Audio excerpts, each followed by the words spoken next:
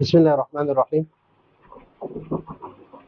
آج کا سبق ہے ہمارا مضارع مجہول نفی تاکید بلن۔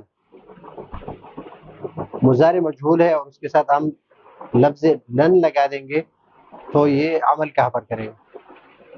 تو لفظ لن جو ہے یہ تاکید نفی مستقبل کے لیے آتا ہے اور یہ 5 صیغوں میں 1 2 3 4 اور 5 ان 5 صیغوں میں ضمہ ہے۔ تو جب یہ لگا دیں گے اس کے ساتھ تو یہ فتحہ بن جائے گا۔ مثلا لئی یباع، اس پر فتحہ آ گیا۔ لن تباع،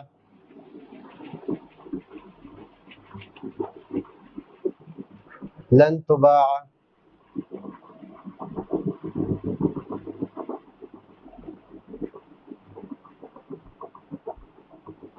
اور لن اباع،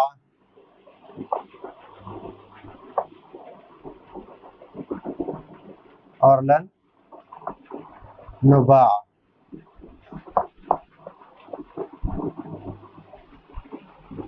ابھی یباعانی یباعون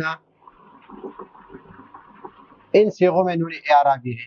یہاں پر نون اعرابی ہے، یہاں پر نون اعرابی ہے، یہاں نون اعرابی ہے، یہاں نون اعرابی ہے، یہاں نون اعرابی ہے، یہاں نون اعرابی ہے، اور یہاں نون اعرابی ہے۔ اور یہ دو صیغے جو ہے یہ مبنی ہے، اس میں کوئی عمل نہیں ہوگا۔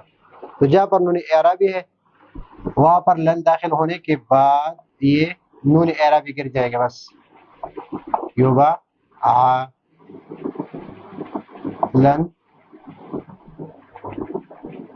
یوبا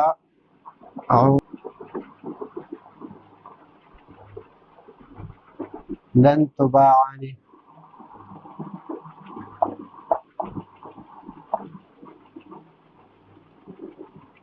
اور اس میں کوئی عمل نہیں ہوگا، لئی یباع، یا نون اعرابی گر جائے گا۔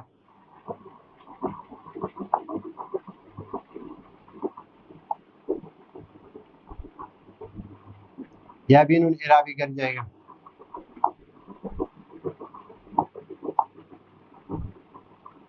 لیکن اس میں یاد رکھیں کہ یہاں پر الف لکھنا لازمی ہے۔ لن تباعی،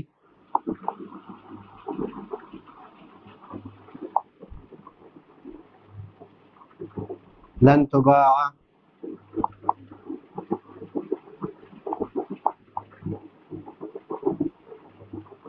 لن اس میں کوئی عمل نہیں ہوگا، لن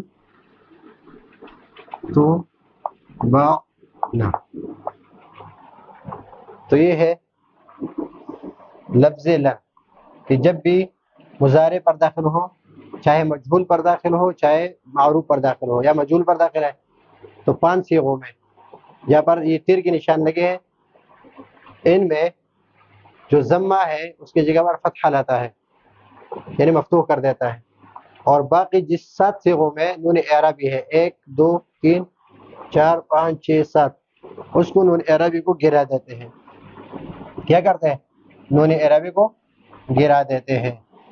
تو نون اعرابی کی گرانے کی وجہ سے یہ تباع تباعی تباع تباع اس طرح بن گئے۔ اور یہ 2 صیغے جو ہے اس میں کوئی عمل نہیں کرتا، اس میں اور اس میں کوئی عمل نہیں کرتا۔ تو یہ ہے آج کا ہمارا سبق۔ اگلے سبق کے لیے اجازت چاہتے ہیں۔ اللہ حافظ۔